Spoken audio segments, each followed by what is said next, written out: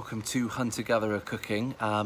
Today I feel like I'm getting back to where all this started. I'm going to be cooking on the Weber today and it feels like an absolute age since I cooked on it. I think I've missed it a lot. Someone told me to try and relax and be myself in these videos, so I'm going to try and sort of show you a little bit more of who I am. For the record, most of the time I am panicking and cacking myself about how the results end up. So if you're doing the same, it's perfectly normal. But I'm sat in the doorway of the house and I've got the coals lighting in the chimney. They're looking pretty good. I've got no briquettes as well today, so we're going to smoke these beef cheeks and make a shepherd's pie, but unfortunately I'm just going to have to bodge it, as do a lot of people. So when they're ready, I'm just going to empty them out down here. We're going to try a sort of a snake method. I'm just fearful that I don't want it to be too hot, so I'm going to let these coals die right down. Okay, so I've emptied the coals out. They're way too hot, way too hot to be doing anything with at the moment. So I'm just going to let them cool down a little bit, and then we'll talk about the meat. But the reason I'm doing this, because you probably can't see it, it is starting to rain. It's definitely going to rain, but we're all set up ready for today. And I just fancied something really hearty, something comforting, something for winter, because it's definitely nearly here. So what better than a shepherd's pie? So here's the beef, the ox cheeks. You probably saw the previous video about these, and all I'm going to do is just I've ground up some black pepper, some wild garlic salt that I have, and that's just going to literally just sort of go on top there.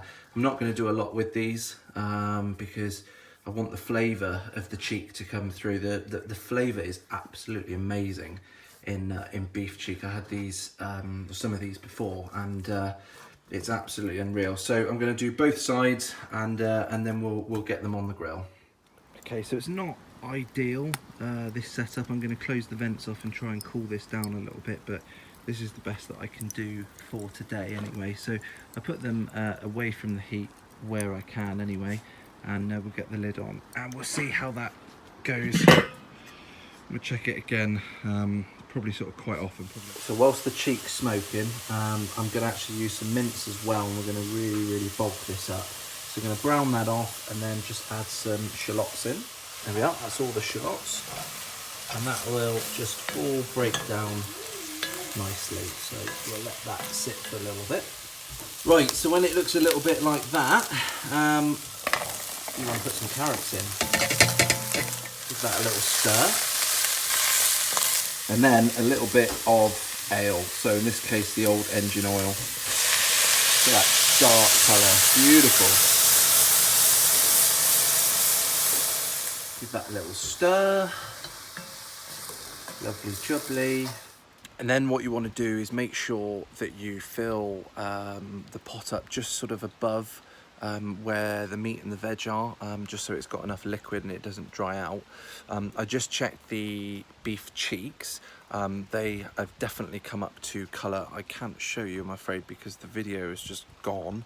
So we're going to cut straight to where I'm going to put it into a tin, which is going to help it sort of break down a little bit more. Okay, so what I've done is I've put them into just a normal bread making dish. They're just going to sit in there, and I've put a little beef stock just in the bottom to stop that drying out, and then we're just going to cover that with foil. Okay, now that that's wrapped up, you want to make sure this is as tight as you possibly can, because you want to keep all that moisture in there. And basically now both pots can go in the barbecue. There we go. So they're both in there now, and I hope this works. I hope it doesn't get too hot. Just keep checking on it, and fingers crossed this will be looking good. So I'll check it in an hour. Okay, so I thought I'd have a quick look. I have had a sneak peek, but have a little look inside there. How nice are they looking? They're not falling apart, so they do need longer. But just to show you here as well, that is looking super nice so far. So I'd rather check on this and just make sure that it's not sort of drying out or anything, but this needs just a little bit longer. So here we go. That is starting to basically fall apart. So I think we should put that in there now, and it's going to be as simple as, he says, trying to do this one-handed.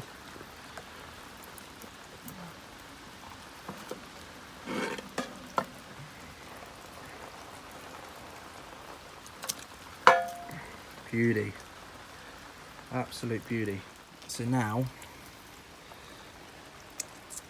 I'm just going to let that sit, keep that going, and we'll check on it again later. Now whilst we are waiting, I've got some potatoes that are going to make the mash going on there. I haven't forgotten about the peas. They're going to go in later. You don't want to put them in too soon because they'll just kind of melt away basically, which I like them to see them a little bit whole.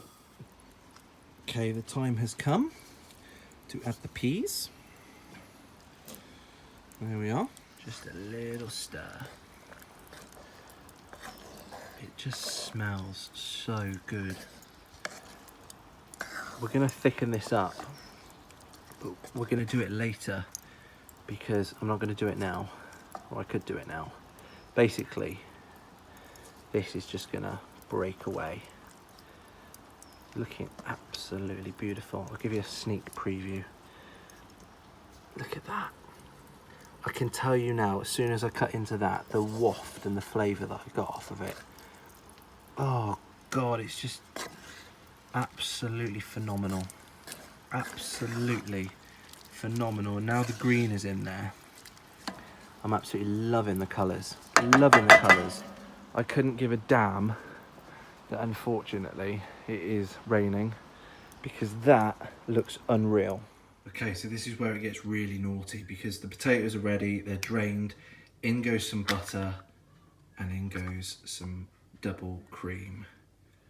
Beautiful. Let's get that mashed up.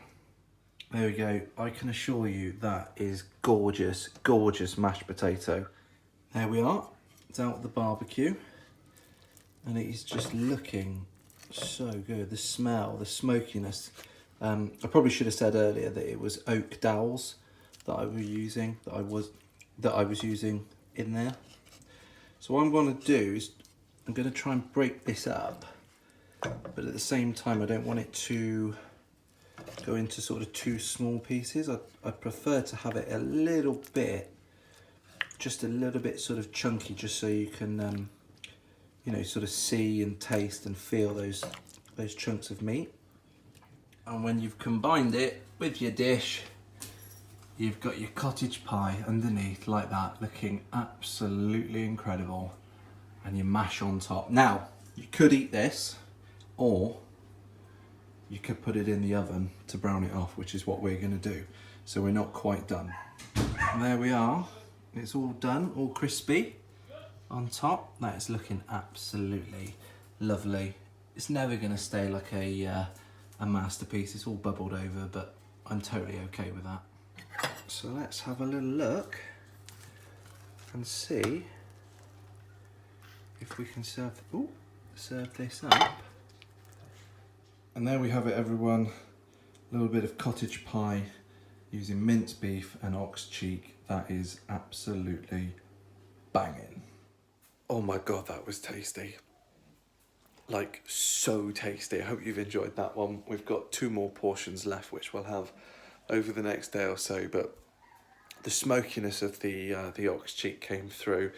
Beautiful gravy, beautiful mash, just proper winter comfort food. Yes, yes, yes, yes. Anyway, if you're new to the channel, please hit that subscribe button. Thank you to all the subscribers who already follow, and I will see you soon.